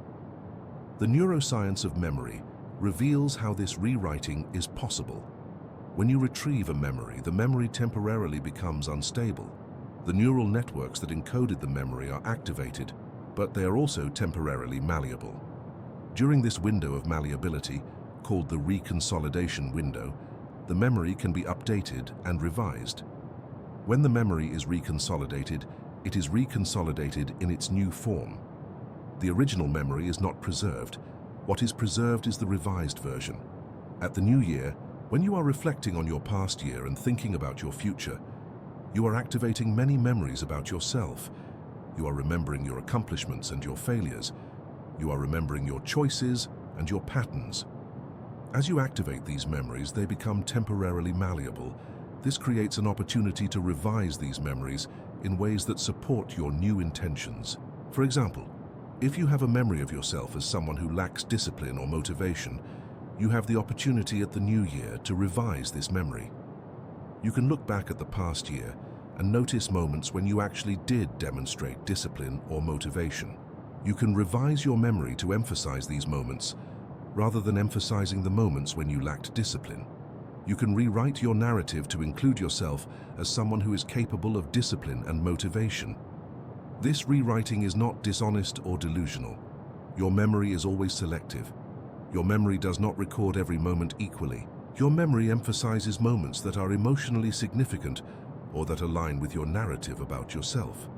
By consciously choosing which moments to emphasize, you are not creating false memories. You are simply reorganizing your memory in ways that are more accurate and more complete than your habitual organization.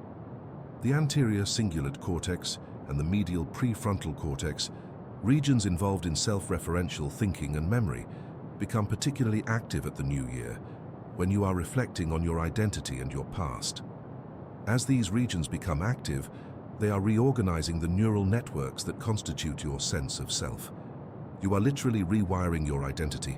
Furthermore, the narrative that you construct about yourself at the new year becomes a template for future behavior. When you tell yourself a new story about who you are, your brain begins to organize your future behavior in alignment with that story. If you have rewritten your narrative to include yourself as someone who is disciplined and capable of change, your brain will more readily access behaviors that align with this narrative. Your prefrontal cortex will more readily choose actions that are consistent with this new identity. There is a concept in psychology called identity-consistent behavior. People tend to behave in ways that are consistent with their sense of identity. If you identify yourself as someone who is healthy, you are more likely to make healthy choices. If you identify yourself as someone who is creative, you are more likely to engage in creative activities.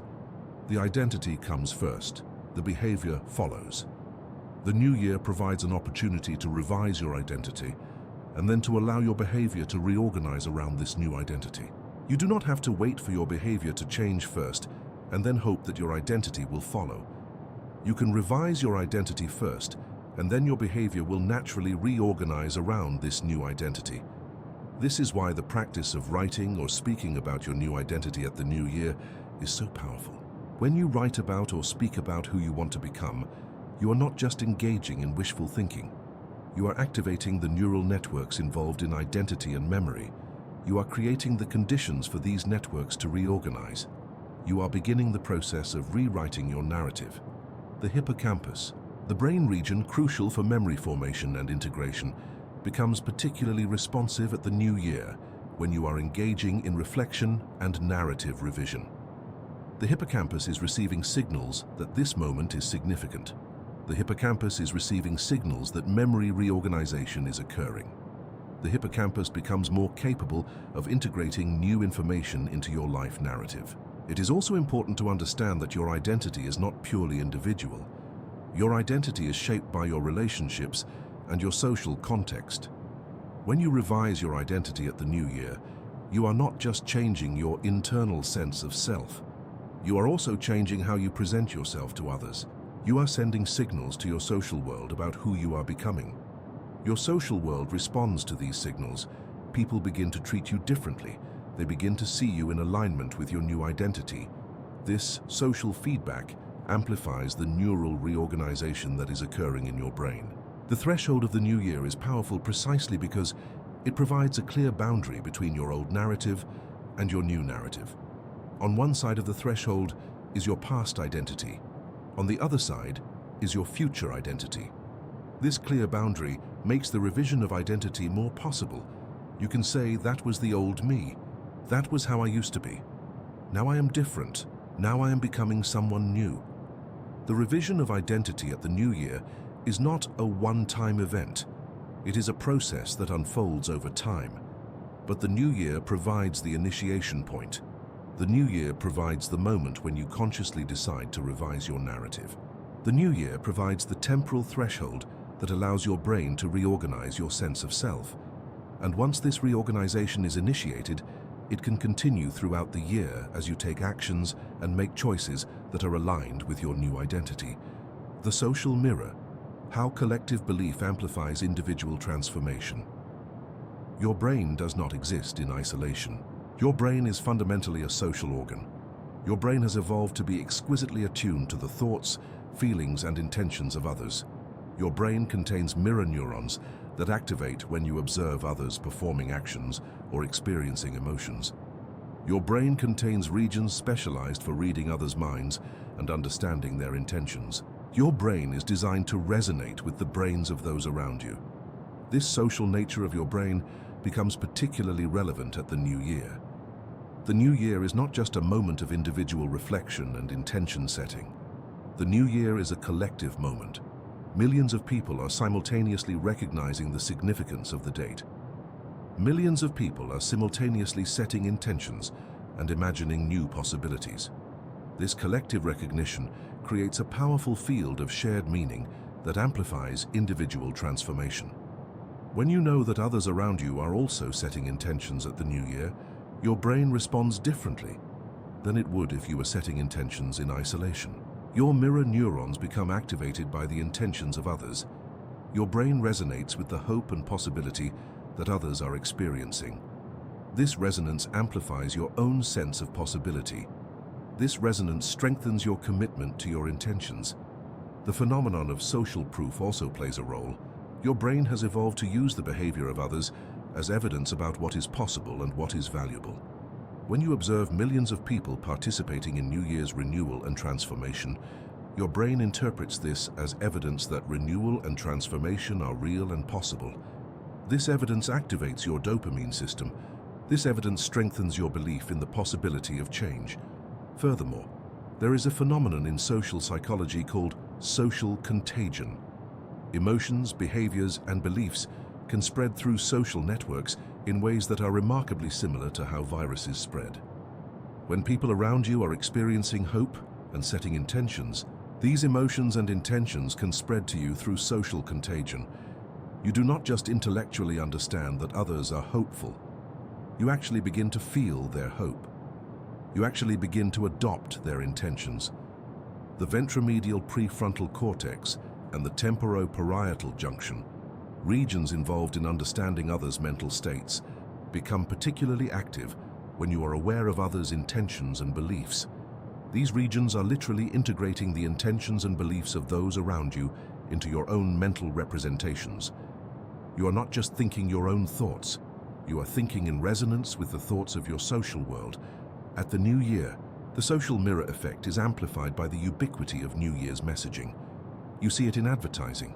You hear it in conversation. You see it on social media. You see it in the behavior of those around you. Every signal you receive reinforces the idea that the new year is a time of renewal and transformation. Every signal activates the neural networks associated with possibility and change. The accumulated effect is a powerful field of collective intention. This collective field is not just psychological. This collective field is neurobiological. When millions of people are simultaneously activating the same neural networks, the networks associated with hope, possibility, intention setting, and imagined futures, they create a kind of collective neural resonance. Your individual brain is resonating with this collective resonance. Your individual dopamine system is being activated not just by your own intention, but by the collective intention of your entire culture.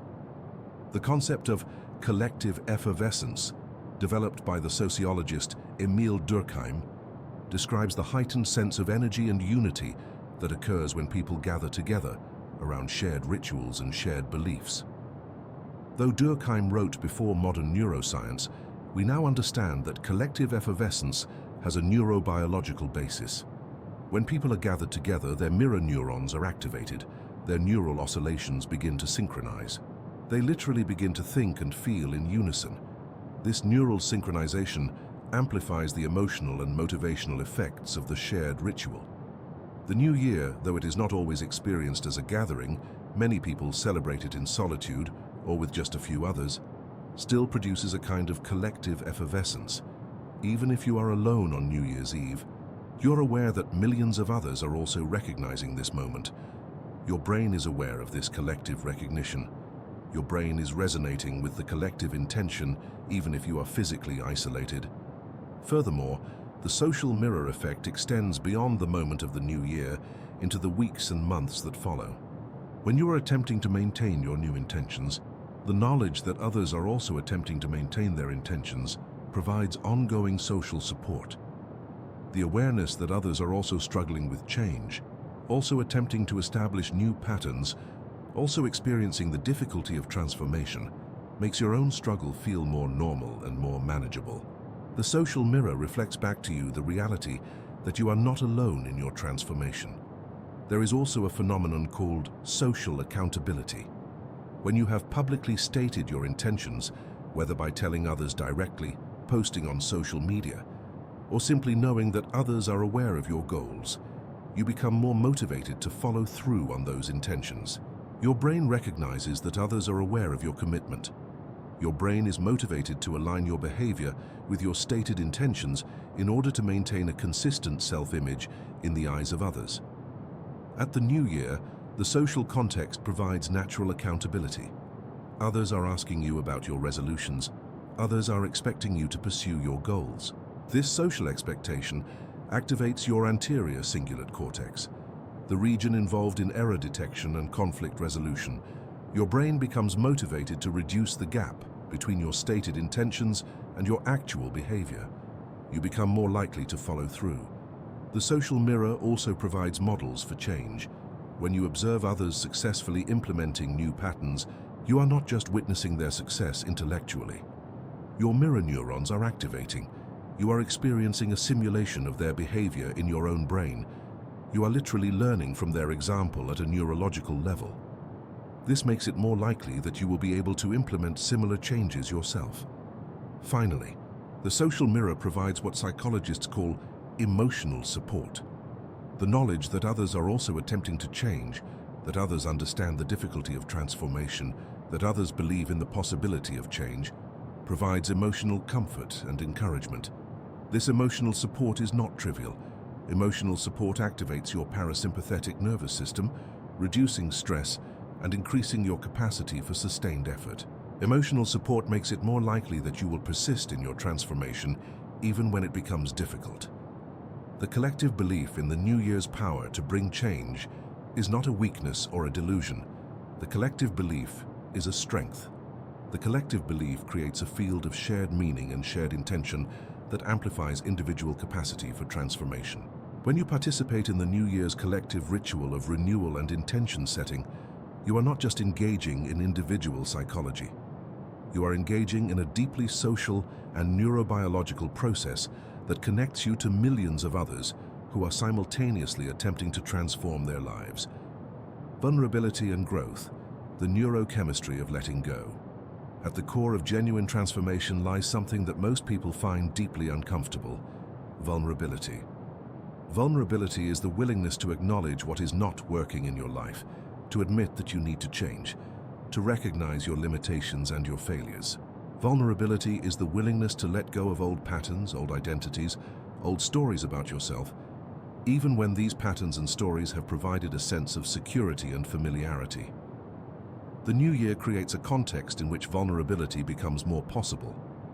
The temporal threshold of the new year provides a moment in which you can acknowledge what needs to change without it feeling like a permanent indictment of who you are. You can say, "That was the old year, the old patterns, the old version of myself. Now I am ready to be different." This temporal framing makes vulnerability more bearable. The neurochemistry of vulnerability is complex and involves multiple systems. When you allow yourself to be vulnerable, when you acknowledge limitation or failure, your amygdala, the brain region involved in processing threat and fear, becomes activated.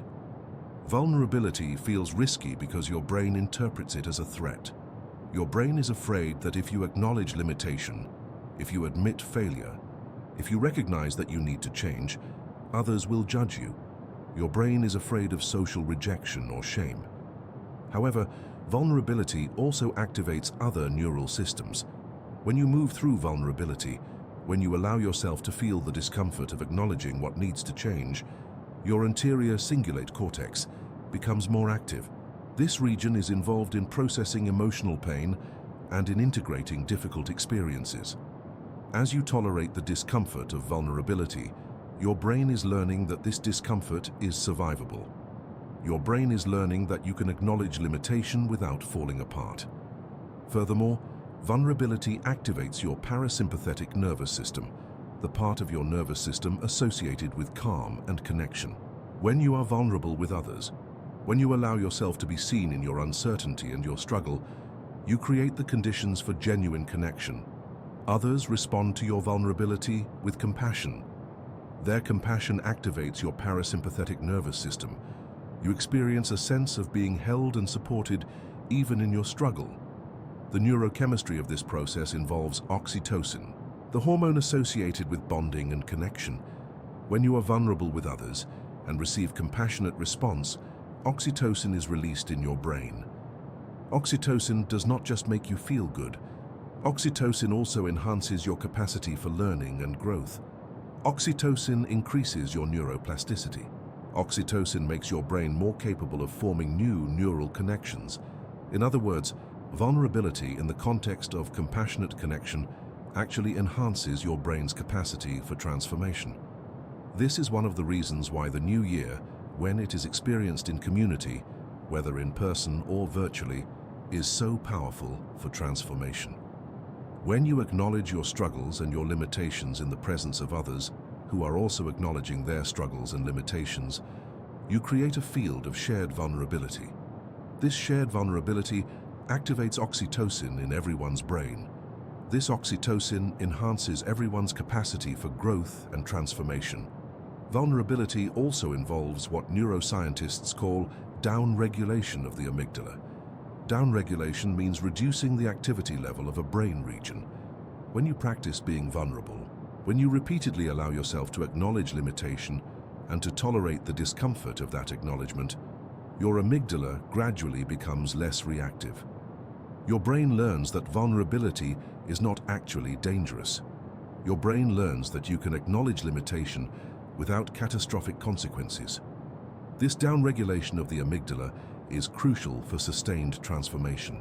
If your amygdala remains highly reactive to the idea of change, if your brain continues to perceive change as threatening, then you will likely revert to old patterns when stress increases. But if your amygdala has been downregulated through repeated practice of vulnerability, if your brain has learned that change and limitation are not catastrophic threats, then you can persist in your transformation even when it becomes difficult. The new year provides an excellent opportunity to practice vulnerability. The new year invites you to acknowledge what did not work in the previous year. The new year invites you to recognize patterns that you want to change. The new year invites you to admit that you need help, that you cannot do everything alone, that you are imperfect and limited. This invitation to vulnerability is not a weakness. This invitation to vulnerability is an invitation to growth. Furthermore, the practice of vulnerability at the new year can extend into new forms of social connection and support. Many people find that acknowledging their struggles and their intentions with others creates deeper connections than they had before. The vulnerability that begins with New Year's reflection can evolve into ongoing practices of sharing and mutual support. These practices of ongoing vulnerability and connection provide sustained support for transformation throughout the year. There is also a neuroscientific concept called stress inoculation. When you practice tolerating small amounts of manageable stress, your brain becomes more capable of tolerating larger amounts of stress. The vulnerability of acknowledging what needs to change is a manageable amount of stress. The new year provides a context in which this stress feels manageable. As you practice tolerating this stress, your brain becomes more capable of tolerating the stress of actual behavior change. You become more resilient. The relationship between vulnerability and growth also involves the concept of post-traumatic growth. Neuroscientists have found that when people go through difficult experiences and process those experiences with vulnerability and openness, they often experience significant growth. The difficulty itself is not what produces growth.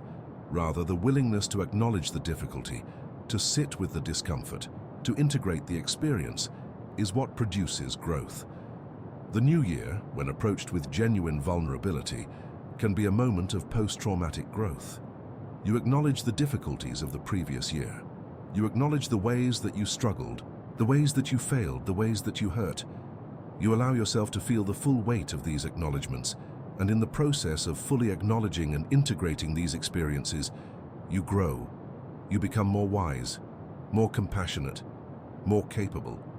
Finally, vulnerability is intimately connected to authenticity. When you allow yourself to be vulnerable, you are allowing yourself to be authentic. You are allowing yourself to be seen as you actually are, not as you think you should be, or as you think others want you to be. This authenticity is profoundly transformative. Your brain is no longer expending energy maintaining a false self. Your brain is freed up to focus on genuine growth and transformation.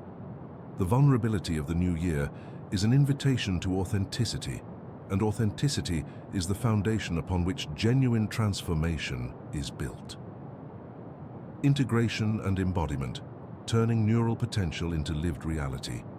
All of the neurobiological changes we have discussed, the dopamine activation, the prefrontal cortex reorganization, the neuroplasticity, the sleep consolidation, the identity revision, all of these changes are potential. They create the conditions for transformation. But transformation does not occur automatically. Transformation requires integration and embodiment. Transformation requires taking the neural potential and turning it into lived, embodied reality. Integration is the process of bringing different aspects of your experience into coherent relationship with one another. At the new year, when you set intentions and imagine new possibilities, you are activating specific neural networks and creating specific neurochemical states.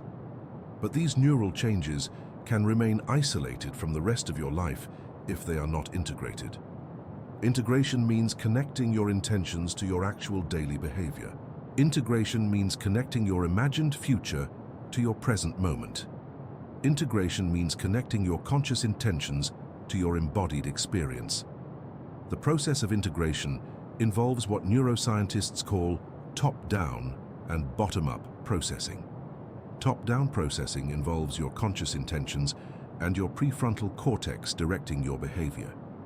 Bottom-up processing involves your bodily sensations, your emotions, and your automatic patterns influencing your behavior.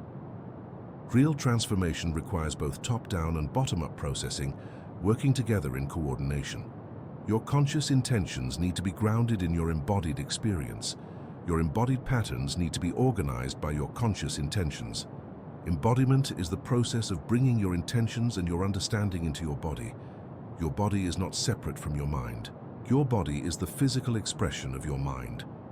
When you have set an intention at the new year, embodiment means literally moving your body in ways that align with that intention. If you have decided to become someone who exercises regularly, embodiment means actually moving your body in exercise. If you have decided to become someone who is more present and aware, embodiment means actually paying attention with your senses and your body in the present moment. The reason embodiment is so crucial is that your brain learns through your body. Your brain is not a disembodied consciousness that thinks about reality. Your brain is the central processing center of your body. Your brain learns about the world through your body's interactions with the world. When you move your body in new ways, when you perform new actions, when you engage in new behaviors, your brain is receiving feedback from your body. This feedback is crucial for consolidating new neural patterns. Furthermore, embodied action has a reciprocal relationship with mental state. When you move your body in certain ways, you activate certain emotional and mental states. For example, when you stand up straight and move with confidence, you activate neural networks associated with confidence and capability. When you breathe slowly and deeply, you activate your parasympathetic nervous system. When you smile, you activate neural networks associated with happiness. This means that embodied action is not just an expression of mental state. Embodied action is a way of creating mental state. At the new year, when you are attempting to embody your new intentions, you can use this reciprocal relationship between body and mind. You can move your body in ways that activate the mental states associated with your intentions. If you have decided to become someone more courageous, you can practice standing in a posture of courage, moving through the world with confident movement. If you have decided to become someone more calm, you can practice slow breathing, gentle movement, relaxed posture. Your body's actions will begin to activate the neural networks that support these qualities. The somatic marker hypothesis, developed by neuroscientist Antonio Damasio, describes how your body's states become linked to your emotions and your decision-making. When you repeatedly practice embodied actions aligned with your intentions, your body begins to develop somatic markers associated with those actions. These somatic markers are bodily sensations that become linked to your intentions. Over time, these somatic markers become automatic. Your body naturally moves in the way that supports your intention. Integration also requires what is called perspective taking or cognitive flexibility. You need to be able to shift between different perspectives, between your current perspective and your future perspective, between your habitual perspective and your new perspective. The prefrontal cortex is responsible for this kind of cognitive flexibility. When your prefrontal cortex is well organized and activated, you can fluidly shift between perspectives. This cognitive flexibility allows you to hold your new intentions in mind while also acknowledging your current challenges. The practice of mindfulness is particularly valuable for integration and embodiment. Mindfulness is the practice of bringing your full attention to present moment experience without judgment. When you practice mindfulness, you are strengthening the connections between your prefrontal cortex and your body's sensory systems. You are learning to notice your thoughts, your emotions, and your sensations without being overwhelmed by them. This capacity for aware attention is essential for embodying new intentions. You can notice when your body is about to revert to old patterns, and you can consciously choose a new response. Integration also involves what psychologists call implementation intentions. Implementation intentions are specific plans for how you will respond in particular situations. Rather than just having a general intention like, I want to exercise more, an implementation intention would be, if I wake up in the morning, then I will immediately put on my exercise clothes. Implementation intentions are powerful because they bypass the need for conscious decision-making in the moment. Your brain has already made the decision. Your body automatically follows the plan. When you create implementation intentions aligned with your New Year's intentions, you are essentially programming your brain to automatically embody your intentions in specific contexts. This programming occurs through the strengthening of neural pathways in your striatum and your prefrontal cortex. When you repeatedly follow your implementation intentions, these pathways become stronger. Eventually, the new behavior becomes automatic. It no longer requires conscious effort or willpower. Embodiment also involves engaging your sensory systems fully. Your brain learns through all of your senses. When you engage your full sensory awareness in embodying your intentions, you are creating richer neural representations. If you have decided to become someone who is more creative, you can engage your visual sense by surrounding yourself with inspiring images. You can engage your auditory sense by listening to music that evokes creativity. You can engage your kinesthetic sense by moving your body in creative ways. This full sensory engagement creates deeper neural learning. Finally, integration and embodiment require patience and compassion with yourself. Change does not occur instantly. The neural pathways that support your old patterns have been strengthened through years of repetition. The neural pathways that support your new patterns are initially weak. It takes time and repeated practice for the new pathways to become stronger than the old pathways. There will be moments when you revert to old patterns. These moments are not failures. These moments are part of the learning process. Each time you notice yourself reverting to an old pattern and consciously choose a new response, you are strengthening the new neural pathways. The new year's potential for transformation is realized not through thinking alone, but through the integration of thinking, feeling, and embodied action.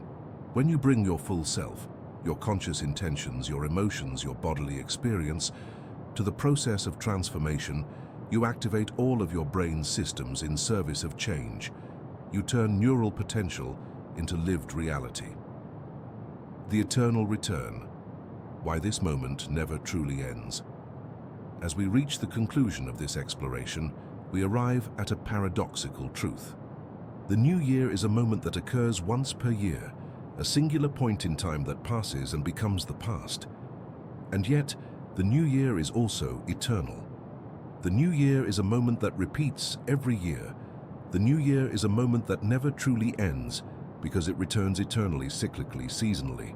This paradox reveals something profound about the nature of time and transformation. Time is not a linear progression from past to future. Time, as experienced in human consciousness, is also cyclic. The year completes itself and begins again. The seasons turn and return. The moon waxes and wanes and waxes again. Life itself moves in cycles of birth, growth, maturity, decline, death, and renewal. Your brain has evolved to recognize and respond to these cycles. Your circadian rhythm follows a daily cycle. Your circadian rhythm is entrained to the light-dark cycle that repeats every 24 hours. Your body also responds to lunar cycles, to seasonal cycles, to yearly cycles. These cycles are not external imprints on your consciousness. These cycles are woven into the very structure of your being. The new year, understood in this context, is not just a moment of fresh start and new beginning.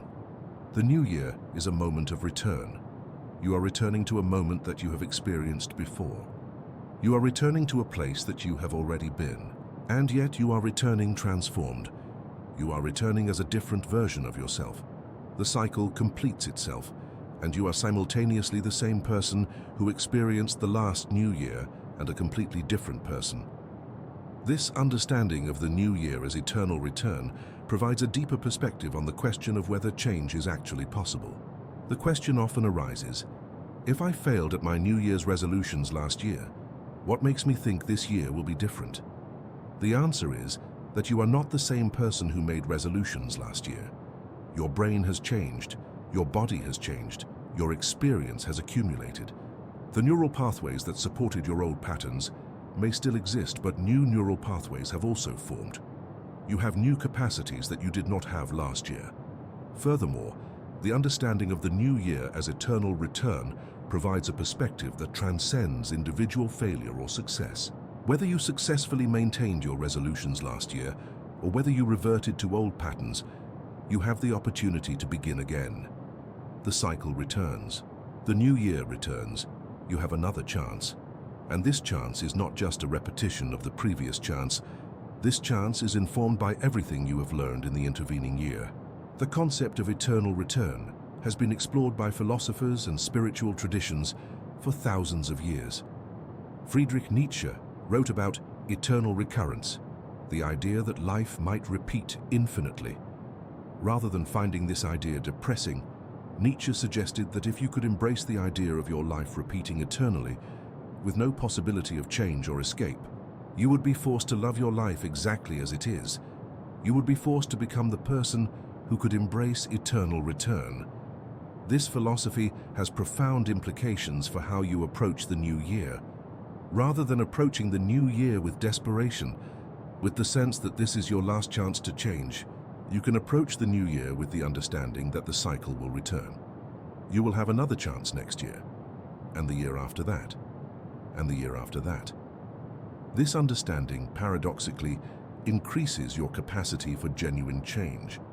Because you know that the cycle returns, you do not have to succeed completely this year. You can focus on genuine progress, on real transformation, on becoming incrementally more aligned with your deepest values.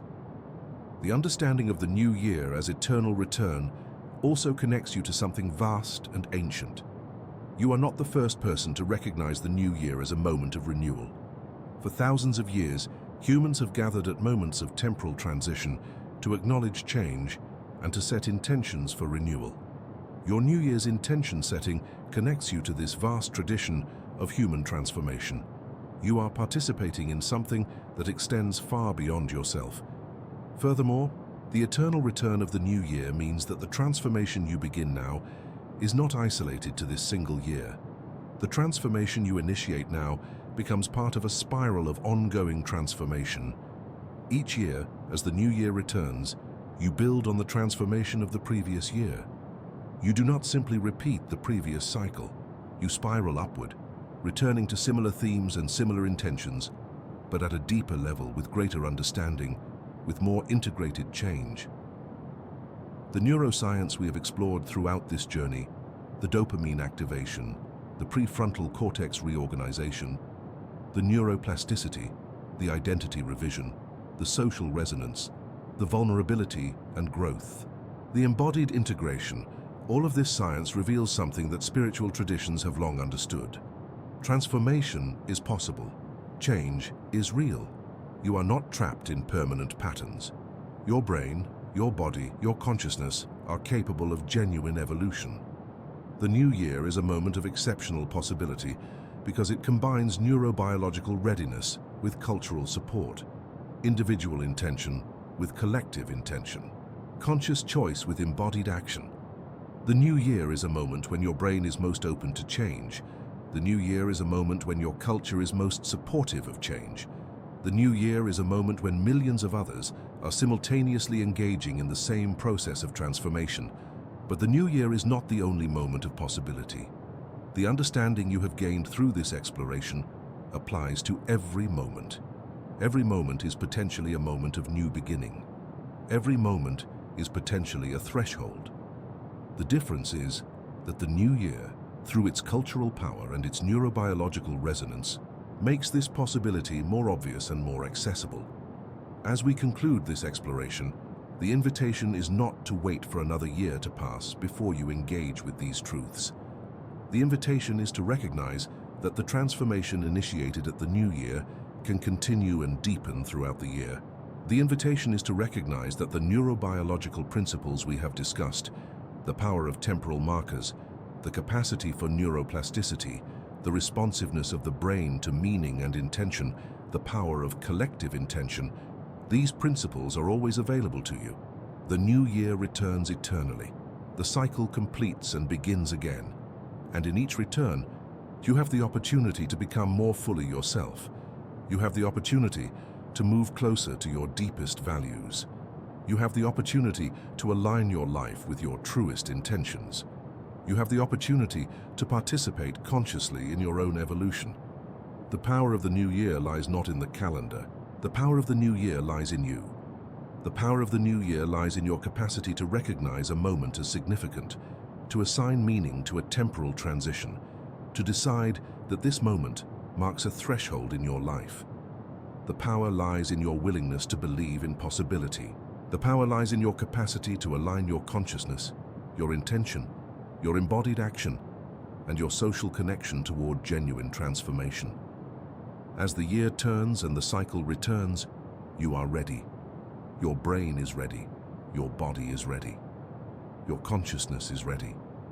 The eternal return of the new year is not an ending. It is a beginning. It is a threshold. It is an invitation. And you right now in this moment have the capacity to cross that threshold and to become who you are meant to become. Total.